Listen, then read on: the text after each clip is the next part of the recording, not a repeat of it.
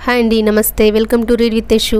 నిన్నటి భాగంలో కామదహనం గురించి చదువుకున్నాం. అలాగే పార్వతీదేవికి నారదుడు శివపంచాక్షరి మంత్రాన్ని ఉపదేశించి తపస్సు చేసుకోమని చెప్పారు. అంతవరకు చదువుకున్నామండి.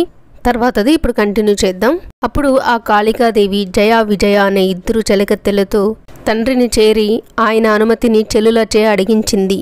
ఆయన ఇలా అన్నాడు: అమ్మాయి, ఇంతకంటే కులానికి సార్థక్యాన్ని చేకూర్చే మంచి కార్యం ఏముంటుంది చెప్పు. అమ్మతో కూడా చెప్పి అంగీకారం తీసుకో. వెంటనే గిరిజాదేవి తల్లిని సమీపించి సకులచే ఆమె అనుమతిని కోరింది. పార్వతీ మాటలకు మేనాదేవి దుఃఖితురాలై ఇలా పలికింది: హే శివే, పూర్వం సేవలు చేసి దుఃఖాన్ని పొందావు. ఇప్పుడు మళ్ళీ తపస్సు అంటున్నావు. తపస్సుకు ఎక్కడికి వెళ్తావు? అదేదో ఇంట్లోనే ఉండి చెయ్యి. మొండిపట్టు పట్టకు. గతంలో ఏం సాధించావు? ఇక ముందేం సాధించబోతున్నావు? దేవతలందరూ మనింట్లోనే ఉన్నారు. సర్వతీర్థాలు క్షేత్రాలు ఇక్కడే ఉన్నాయి. అసలే నీ శరీరం సుకుమారమైంది. తపస్సులో ఉండే క్లేశాన్ని ఎలా ఓర్చుకోగలవు? తమ కోర్కెలను సాధించుకోవటం కోసం స్త్రీలు తపోవనానికి వెళ్లారని గతంలో వినలేదు. కనుక ఇల్లు కదలకు. తపస్సుకు వనానికి వెళ్ళవద్దని తల్లి నిషేధించిన కారణంగా పార్వతికి ఉమా అనే పేరు స్థిరపడింది. ఉమా అంటే అమ్మాయి, వద్దు అని అర్థం. తల్లి వద్దన్నందుకు పార్వతి శోకతప్తురాలైంది. కుమార్తె దుఃఖాన్ని చూడలేక ఎట్టకేలకు విధిలేక అంగీకరించింది మేనా. ఇలా పార్వతి తల్లిదండ్రుల అనుమతిని, ఆశీర్వాదాన్ని పొంది సఖీజనంతో కలిసి గంగానది దివి నుండి భువికి దిగిన గంగావతరణం అనే పవిత్ర స్థానానికి చేరుకుంది. అక్కడే శివుడు తపస్సు చేసి కాముణ్ణి దహించాడు. ఆమె తనకిష్టమైన చీనాంబరాలను విసర్జించి నారచీరలను ధరించి మౌంజి బంధంతో శోభిల్లింది. గంగావతరణ శిఖర ప్రాంతానికి వచ్చి గతమంతా గుర్తుకు రాగా హా హరా అంటూ విరహంతో చింతాశోకతప్తురాలైంది. ఆపై ధైర్యాన్ని వహించి తపోదీక్షలో కూర్చుంది. గౌరీ తపస్సు చేసిన కారణంగా ఆ శిఖరానికి గౌరీ శిఖరం అనే పేరు వచ్చింది. ఆమె తన తపస్సు యొక్క కాలగణనం కొరకు సుందరము పవిత్రము అయిన ఫలవృక్షాలను నాటింది. ముందుగా భూమి శుద్ధం చేసి వేదికను నిర్మించి మునులకైనా దుష్కరమైన తపస్సును చేయ ప్రారంభించింది. గ్రీష్మకాలంలో అగ్నిజ్వాలల మధ్య, వానాకాలంలో వర్షం కురుస్తూ ఉండగా, శీతాకాలంలో నీళ్లలో నిలబడి తపస్సు చేసింది. ఈ విధంగా పంచాక్షరి మంత్రజప పారాయణురాలై శివుని ధ్యానించింది. ఆమె ప్రతిదినము తను నాటిన శుభవృక్షాలకు జలసేవనం చేసేది. వచ్చిన మునులకు ఆనందంతో స్వాగత సత్కారాలు ఇచ్చేది. ఆ దేవి కొంతకాలం ఫలాలను భుజించి ఆ తరువాత పత్రాలను భుజించి తపస్సు చేసింది. కొంతకాలం గడవగా వాటిని కూడా విసర్జించింది. ఆకులను సైతం భుజించడం విడనాడింది. కనుక దేవతలామెకు అపర్ణ అని నామకరణం చేశారు. నిరాహారయై ఏకపాద స్థితి అయి తపస్సు చేసింది.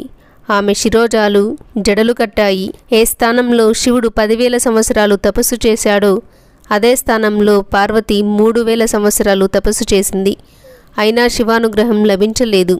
ఒక రోజున పార్వతి తన మనస్సులో ఇలా తలపోసింది: శంకర, నీకింతవరకు నాపై అనుగ్రహం కలగలేదు. ఆత్మరూపవు సర్వసాక్షి అగు నీకు నా అంతరం తెలియదా ఏమి?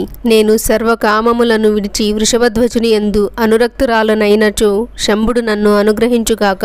పంచాక్షర మంత్రాన్ని విధి విధానంగా భక్తితో జపించిన దాననైనచో శంకరుడు ప్రసన్నుడగుగాక. ఇలా తలపోసి నిర్వికారిణి అయి అత్యుగ్రమైన తపస్సు చేసింది. ఆ తపస్సుకు మునులు ఆశ్చర్యపోయారు. ఆమె సందర్శన మాత్రం చేతనే ధన్యులమయ్యామని ఆనందపడ్డారు. మహాత్ములను ధర్మవృద్ధులను దర్శించి నమస్కరించడం శ్రేయదాయకమని కదా మన పెద్దల వాక్కు అని మునులు ఆమెను దర్శించి హర్షమానసులయ్యేవారు.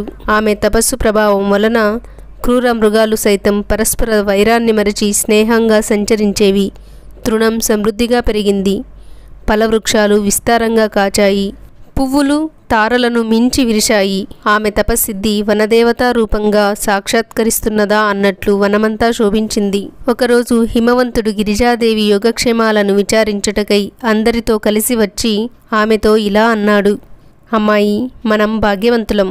ఇలా తపస్సు చేసి క్లేశాన్ని పొందవలసిన అవసరం నీకేముంది? రుద్రుడు విరాగి, నువ్వు సుకుమారివి. ఆయనను నువ్వు పొందలేవు. గగనస్థుడైన చంద్రుణ్ణి పండులా అందుకోగలమా? శివుడు అంతే. తపస్సును విరమించి గృహానికి వచ్చి మేనా, సహ్యపర్వతుడు, మేరువు, మందరుడు, మైనాకుడు మరియు క్రౌంచుడు ఇత్యాది పర్వత సోదరులందరూ అనేక యుక్తులు చెప్పి పార్వతిని తపో విముఖురాలిని చేయాలని ప్రయత్నించారు.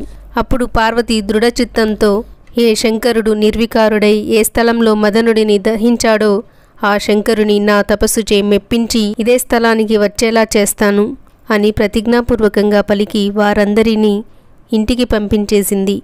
వారందరూ ఆమె ప్రతిజ్ఞను ప్రశంసించారు. పార్వతీదేవి చేసిన ఈ ప్రతిజ్ఞ నెరవేరుతుందా లేదా అన్నది రేపటి భాగంలో చదువుకుందామండి. ఈ వీడియో మీకు నచ్చితే లైక్ చేసి కామెంట్ చేయండి. అలాగే ఇలాంటి వీడియోలు చూస్తారనే వాళ్ళకి షేర్ చేసి సబ్స్క్రైబ్ చేసుకోండి. థ్యాంక్ యూ ఫర్ వాచింగ్ అండి. సర్వం ఉమామహేశ్వర పాదార్పణం.